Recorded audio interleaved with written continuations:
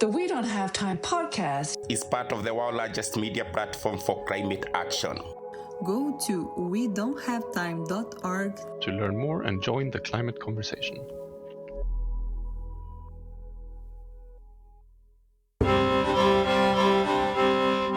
Imagine a pristine lake in the mountains. Small fishing villages populate its shores. People live in these villages as they have for centuries. Some days they catch more fish, some days less, but things carry on pretty much as they always have. One day, someone comes up with a new tool for catching fish. The Fishmaster 5000. Suddenly, fishing is easy. And everyone is pulling more fish out of the lake than they can eat. Soon, a whole new market of fish exports emerges, and a lot of villagers are making more money than they ever have before. You can probably guess what happens next. Hey, what happened to all the fish? An emergency meeting of the Lakeside Inter-Village Council is called. So, it is agreed. Each village takes only as much fish per year as is sustainable given the constraints of the lacustrine ecosystem upon which we all depend. Hear, hear! And they all lived happily ever after, right? Well, maybe. Without some way to enforce it, an agreement is only as good as the reliability of each party to that agreement. From any one village's perspective, cheating is not a big problem as long as everyone else is keeping their promise. This is what economists and political scientists call the collective action problem. A situation where everyone would, on average, be better off cooperating. But any individual can get ahead by acting selfishly. And what is the biggest, hardest collective action problem of them all? Climate change. Climate change. Climate change. Climate change. Welcome to the We Don't Have Time podcast. I'm Weston Wilson, and today we're talking about climate diplomacy. Where it is, where it's been, and why its next chapter will be written in a small coastal city in Colombia.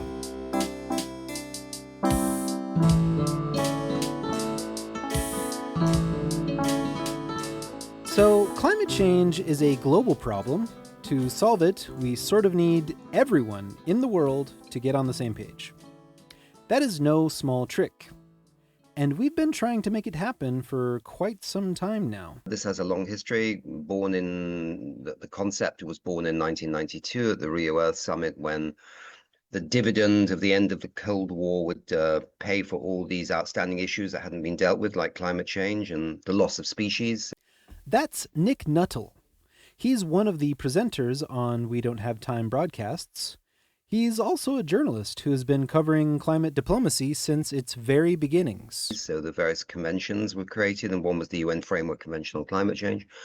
I covered as a journalist with the Times newspaper, the first one, which was held in Germany in the early 1990s, and they've been pretty much a yearly thing ever since. It's impossible to talk about climate diplomacy without learning some acronyms.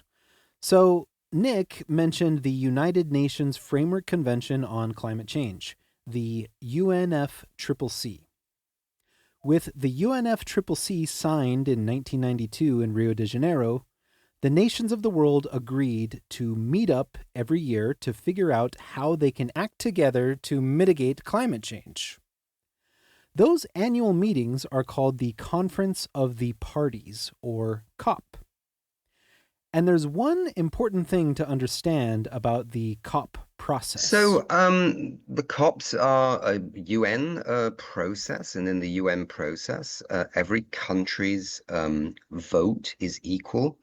So if you're a tiny country like Andorra in Europe, or if you're one of the small Pacific islands like Vanuatu, your vote in theory is as important as the vote of the United States or Europe. And that is the principle of the United Nations.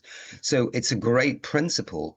The challenge it has is when it comes to a few people not wanting to play ball with a big issue, say like climate change, and can literally block 185 countries who want to move in one direction from going forward. Every country in the UNFCCC has an equal say, at least in theory. That seems great in principle, but you can imagine how it can make it hard to get things done. And it gets even trickier than that. Here's Amira Sawas, head of research and policy at the Fossil Fuel Treaty Initiative. So the UNFCCC process is challenged in a couple of ways. Firstly, what's called the rules of procedure. So in a lot of UN spaces, the idea of consensus is truly that. Like, do we have most voting members in agreement? But when the UNFCCC and what was called the Kyoto Protocol was being developed, a few actors, actually funded and supported by the fossil fuel lobby, went about making the rules of procedure very challenging in the sense that they pushed for like full agreement of all member states. So what you have now is that just one or a small number of states that are party can reject ambitious language, and they do it all the time. So not only do we have one country, one vote, but we need a total and complete consensus. A single dissenter can hold the whole process up. Add to that issues of fairness and responsibility, economic capacity, and conflicting interests. Because you suddenly had many developing countries becoming more mature in terms of their economies. Their emissions were growing. It was no longer just the responsibility of the industrial countries, Europe, America, Japan, Canada, Australia, etc., to cut their emissions to spare the world dangerous climate change.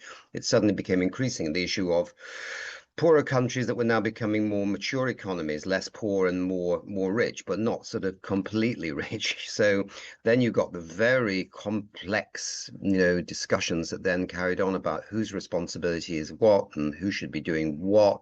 And that became a really big problem. Who's going to pay for the poor people of the world to actually get on board with climate action? A few countries had gotten rich burning fossil fuels, and a lot of countries remained poor, having never industrialized.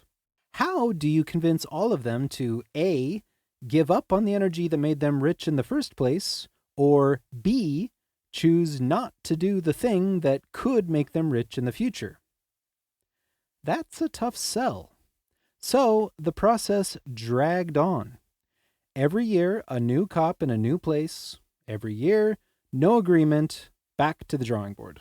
So it wasn't until Paris that the world really started to say, actually, we can come together as a group of nations all around the world and with different responsibilities act on climate change. That's the 2015 COP, which was held in Paris. Nick was there. In fact, he was the UN spokesperson for COP21, where finally, 23 years after the UNFCCC began, we got somewhere. The Paris Agreement was a new treaty signed by nearly every country in the world, making the commitment to do what it takes to limit global warming to 2 degrees, or preferably 1.5 degrees, above pre-industrial global temperatures. Everybody did agree at that moment that they would in fact cooperate and that they would actually all take on emission reduction targets, depending on their capabilities, with the nuance that a country like, say, Indonesia would take on higher emission targets if they had financial support from the so-called richer countries. So the Paris Agreement was a huge deal, the hugest deal in climate diplomacy so far. But what it left out, what it had to leave out in order to get all those countries to sign, was how the world would limit global warming. Let's take a little trip back in time.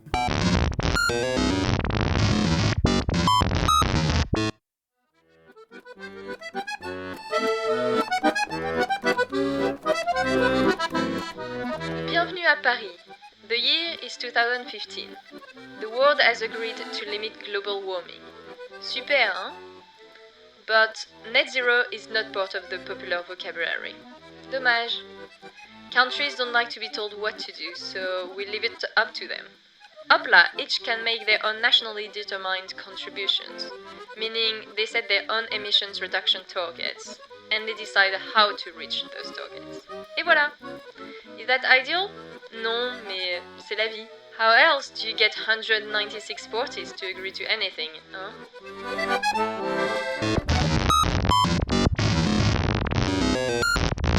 In hindsight, it's easy to question the wisdom of leaving so much up to the nationally determined contributions.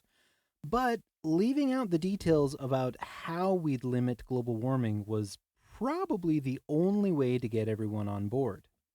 First, we'd choose a destination, then we'd figure out how to get there. Since then, of course, that lack of specificity has left room for countries who don't really want to decarbonize to drag their feet. Sometimes that has meant carrying on with business as usual while promising to use future technologies to make up for it later. Countries have to put plans in based on their own calculations, which of course we respect. We live in a world of sovereign states, but these are not plans which are like verified necessarily. Not nationally determined contributions. So you can of course throw in things there like, yeah, we'll have we'll remove X% of our emissions with technology, but many of those technologies are not even made yet. Since many countries are intensely dependent on fossil fuels, they have actively resisted acknowledging the obvious relationship between burning them and emissions. Everybody knew this was about cutting emissions. I mean, everybody knew that you don't fight climate change without cutting emissions. Everyone has emission reduction targets, right? Well, where those emission reductions going to come from? They're going to come from, not burning as many fossil fuels, right? So I don't think it's not as if governments woke up one morning and went, oh my God, we need to say we're going to phase out fossil fuels. What have we been doing in the last 20 odd years? And so it went. Fossil fuels were conspicuously absent from every COP agreement. Even after Paris, even after everyone promised to do what it takes to keep global warming below 2 degrees, there was no mention of them at all for another 8 years.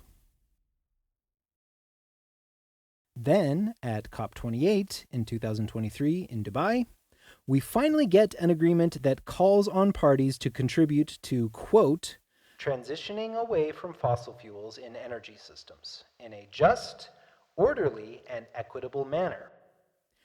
Getting that language into the agreement was not easy.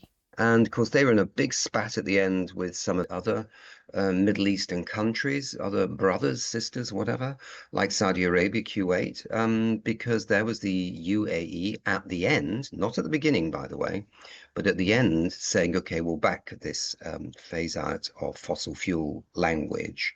There was a big row between the oil producers in the Middle East over this. And so that was seeing, in a sense, maybe a ray of sunlight coming through in terms of some countries that have been prepared to fight for climate change action versus those that have been paying lip service.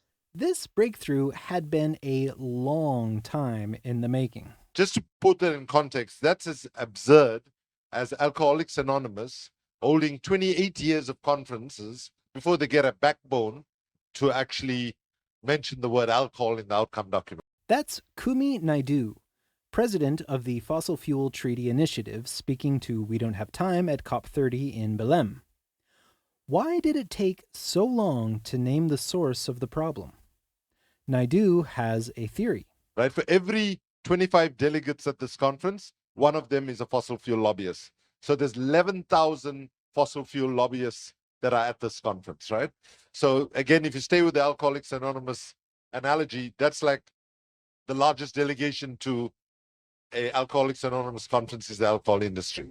Which might explain why, the very next year at COP29 in Baku, Fossil fuels again disappeared from the agreement text. So it looked like, things were moving then. Of course, it went to Azerbaijan the year afterwards in Baku. And yeah, it didn't really kind of fly any higher than what had happened in Dubai. But remember that the COPs are always about rhythm. So there's always like mini COPs, if I can put them that way. And then it's like the big ones, Paris being a big one. And maybe the COP in Glasgow was meant to be a big one and was okay, maybe a medium-sized one. But Brazil last year was, genuinely meant to be a big one. There was a lot of hope riding on COP30. It was the 10-year anniversary of the Paris Agreement.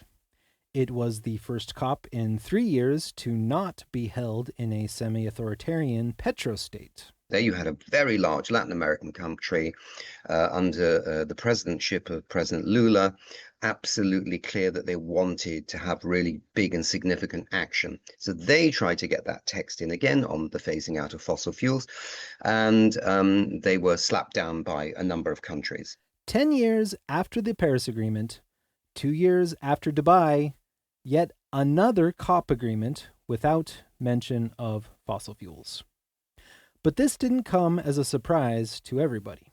But make no mistake about it, that we are not as far ahead as we need to, and we're out of line with what the science is telling us where we need to be. And that's why we can't put all our eggs in the COP basket. And that's why the Colombia conference next year in April to drill down on phasing out of fossil fuels is critically important for countries to support. Again, that's Kumi Naidoo speaking at COP30 before the agreement had been settled. Even before Brazil, there had been, this concept of having a meeting in Colombia on the phase out of fossil fuels. And Brazil came behind that at the COP in Belém in November. And so did the countries that had been frustrated about not getting a phase out of fossil fuel agreement in Brazil. So there was this conference, in a sense, almost pre-born before that. There has been a growing sense that the COP process is holding progress back. So a lot of people have been working on a new kind of gathering. One where getting off of fossil fuels would not be a matter of debate, but the starting point. Here's Amira Sawas again on how the Fossil Fuel Treaty Initiative helped with the inception of this new kind of conference. One of the ideas that emerged from all of these conversations a couple of years ago now was we need to have a space where we can vision together what's possible. When you're in a high stakes consensus-based process, which, as I said, like one state or member can derail the entire thing, it really closes off the opportunity for political leadership and for new visions and approaches of how to address the problem. And so, as 2025 evolved, a number of states led by Colombia held a press conference and put out a political declaration at COP in Belém, basically saying we need to do something that enables this space for us to transition away from fossil fuels and to support the goals of the Paris Agreement. After 30 plus years of UN climate conferences, a period over which global emissions have only grown and grown and grown, a group of nations is coming together to try another approach. The first international conference on transitioning away from fossil fuels. We Don't Have Time is a media partner for the conference, which is part of why we wanted to dedicate this episode to understanding what it is and why it matters. At this point, though, one question worth addressing is, do we even need climate conferences at all? Recall the story about the fishing villages. In that analogy, a new technology, the Fishmaster 5000, caused a tragedy of the commons as the lake was depleted of fish. In the real world, the Fishmaster 5000 is fossil fuel burning technologies. But we have a replacement for those. Non-emitting energy systems. as if the villagers got nets that pulled fish magically out of the sky without depleting any fisheries. And, as it is often pointed out, renewables are now the cheapest option available, and they've been the fastest growing energy sources for several years running. Why can't we just let the market solve the problem? So even though renewable energy is cheaper once you have it installed than fossil fuels, the cost to actually get the upfront capital to set up the new renewable energy projects, for countries in the global south that are in debt, they have this like unfair premium. So across, Africa, there's been some analysis which has shown that the weighted cost of capital, if you look across the continent, is about 15.6% for renewable energy. Whereas if you look at Europe, North America, Australia, and some of the BRICS, it's between 2 and 6%. So it's so much more expensive for those countries to access financing for renewable. So not only do the rich countries have more money to pay for the transition to clean energy, it is also actually cheaper for them to do so. It's like a shop where the wealthy are given a special discount. And when a country announces its intention to get off fossil fuels, it can make the problem even worse. Colombia is a great example of that. In COP28, they said we're going to join this fossil fuel treaty initiative and we're going to transition away from fossil fuels. The first thing that happened to them is they got downgraded by the IMF's assessments, basically saying they're more risky now because they're the fifth biggest exporter of coal, and they're saying we want to make a transition away from this. It's well known that debt has become an insurmountable obstacle for some countries to pull themselves out of poverty. And one solution often offered to them is to take on some fossil fuel projects. And what's also happening is they're getting deals through international financial institutions and bilateral government partners to pay off debts on something called resource-backed loans. So basically saying, okay, well, if you set up a new gas, infrastructure, you'll be able to pay off your debts, because we'll give you the upfront investment of this gas infrastructure at, 6%, and then you can pay off your debts over time. But what they are becoming in the long term are called stranded assets. So basically, these are deals which are for 20, 30, 40 years. And we all know, because the global economy is moving away from fossil fuels, ultimately the prices will go down, and then those countries are entrapped in these decades-long contracts with multinational companies or governments in the global north that they have to pay off, and they're not going to be able to pay them off, basically, which will heighten their debt. So, for the rich countries of the world, getting off fossil fuels could conceivably happen by force of the market. Maybe not as fast as we need, but they would get there. For poor countries, the cards are stacked against them. They're likely in debt, so they don't have the capital to fund clean energy. If they can get financing, it's probably too expensive to make renewables the economical choice, and could be made even more expensive if they say they want out of the fossil fuel system. And many of them are stuck with resource-backed loans that not only ensure dependence on the oil and gas industry, but will likely make their debt problems even worse as demand falls. So, we need climate diplomacy not just to solve the collective action problem, but also to address the structural issues in the global economy that make deep decarbonization so very, very difficult. Which brings us back to the most recent UNFCCC conference, COP30 in Belém, Brazil. I want to reaffirm that I will try not to disappoint you during my presidency. That's André Correa do Lago, president of COP30, speaking in Belém at the very end of the conference after the final agreement had been reached and, once again, fossil fuels were not mentioned. I, as president of COP30, will therefore create two roadmaps. One on halting and reverting deforestation, another to transitioning away from fossil fuels in a just, orderly, and equitable manner. They will be led by science and they will be inclusive, with the spirit of the Mutirão, we will convene high-level dialogues, gathering governments from both producing and consuming countries, industry, workers, scholars, civil society, and will report back to the COP. We will also benefit from the first international conference for the phase-out of fossil fuels, scheduled to take place in April in Colombia.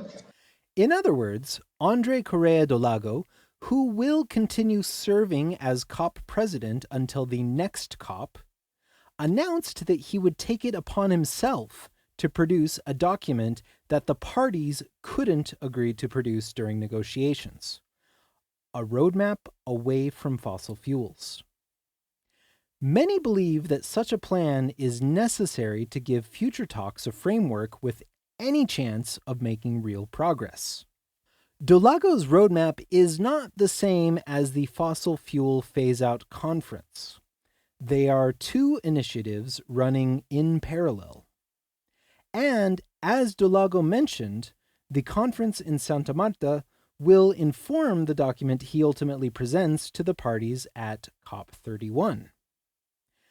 Now, a coalition of ambitious actors is coming together to make a plan that will, among other things, inform the official UN leadership about how they can move forward. This moment feels unprecedented. Is it? We have reasons to feel pleased about some of the very direct results. As I came to the podium, the 121st country has signed the treaty. That was Lloyd Axworthy, Canadian Foreign Minister, speaking in December 1997. We were called utopian when we started this campaign. We may have had a utopian goal, which has turned into reality, but we're not idiots. And that was Nobel Peace Prize winner Jody Williams. Axworthy and Williams were part of a successful effort to secure one of the most consequential international agreements of the 1990s. But it wasn't a fossil fuel treaty. Obviously, there are 100 million landmines in the ground. It's going to take a while to clean up that mess. It's going to take a while to affect the lives of the victims, affect the lives of communities living in the midst of landmines. What this treaty has done, though, is establish a new norm of behavior. The Convention on the Prohibition of the Use, Stockpiling, Production, and Transfer of Anti-Personnel Mines and on their Destruction, also known as the Ottawa Treaty, was the product of a determined alliance working outside of official UN channels, building a coalition willing to commit to ending a global problem. The Ottawa Treaty came about because people recognized that waiting for unanimous agreement within the UN system would mean waiting forever. So, Canada and other nations simply went around it. They came up with a treaty for those who were willing and hoped that the agreement itself would reverberate beyond the original signatories. That hope turned out to be well placed. Today, 164 countries have signed the treaty, and crucially, despite the absence of major powers like the United States, China, and Russia, a new norm was established. The willing nations had moved the line for everyone, and the use of landmines declined dramatically. To be sure, there are plenty of differences between what was accomplished in Ottawa and what is hoped for in Santa Marta. But the point is that this approach has managed to bring about hugely positive change in the past. So, what will it mean for the first international conference on transitioning away from fossil fuels to be successful?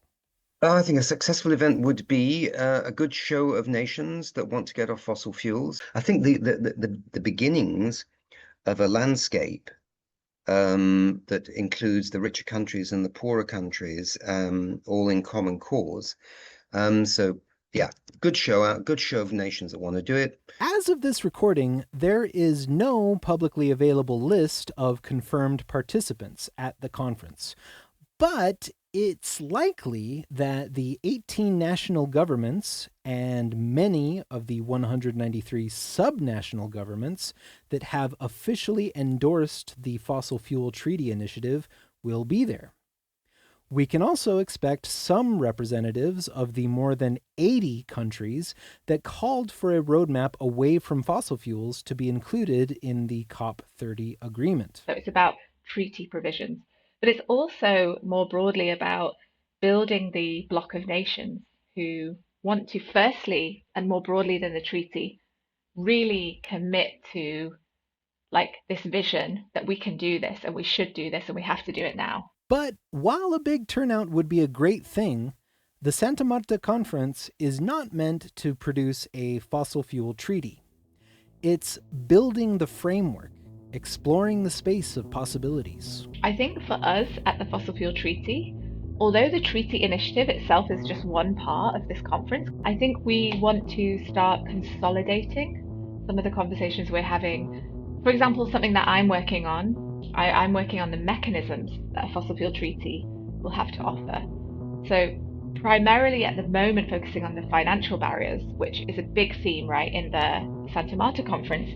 We're working on a debt resolution facility, which will help countries to reduce debt in return for fossil fuel phase-out plans. We're working on a global just transition fund that would have distributional justice, so it would seek financing from different sources, including potentially levies on fossil fuels, especially in the global north, which would then get directed to activities that countries can do, not just on the direct phase out of fossil fuels, but also economic diversification, which is going to be critical for energy security and economic resilience in the long term. And finally, things like guarantees that can enable countries to access financing for those capital costs that I was talking about before. And of course, this will only be the first conference on phasing out fossil fuels. It's a very big job, and the work will continue well into the future. The second conference, is already been offered to be hosted by the Pacific, I believe Tuvalu. And so, ensuring that momentum is there so that we have a series of steps that will take us through that second conference. And to be very honest, we're receiving so much interest in that. So I think the commitment to this not just being a standalone once-off historic event, but actually the launching of a global process, which is very much compatible with the UNFCCC, but also enables this space where we can be getting together and building cooperation and building the vision for the future that we all so desperately want at this point.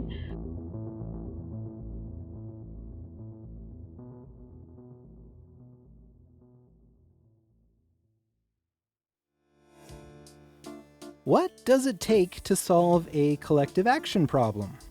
Multilateralism, cooperation, good faith. What does it take to solve a collective action problem that involves everyone on Earth, where everyone's interests and positions are different, and some actors are actively, intentionally trying to sabotage the work? The honest answer is, we don't fully know. 30 plus years of climate diplomacy have produced some remarkable moments and fallen short of what the science demands. But here's what we do know. The Paris Agreement exists because people refused to accept that it couldn't. The fossil fuel phase-out language at COP28 exists because negotiators fought for it for decades. The Ottawa Treaty exists because a group of nations decided that unanimous agreement was less important than meaningful action. And now, for the first time, a conference exists whose starting point is not whether to transition away from fossil fuels, but how. The first international conference on transitioning away from fossil fuels will take place April 24th to 29th in Santa Marta, Colombia. Let's hope we look back at it as the moment everything started to turn around.